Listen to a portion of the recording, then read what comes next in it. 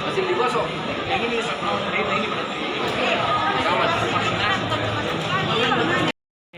Vaksinasinya dari unsur-unsur mana saja, Bu?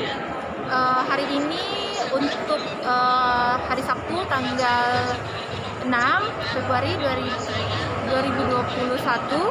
itu dilaksanakan vaksinasi untuk layanan publik.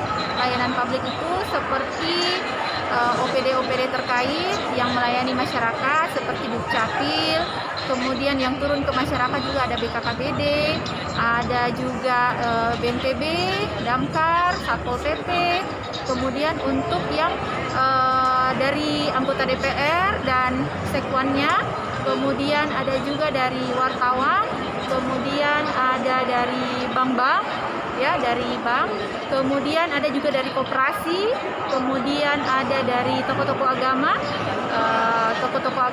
kemudian ada juga dari lansia, tapi lansia untuk hari Senin. Iya. Ini berapa hari vaksinasinya untuk hari? Vaksinasi dilaksanakan selama 3 hari, hari Sabtu sampai dengan hari Selasa. Ya, di Taman Mali.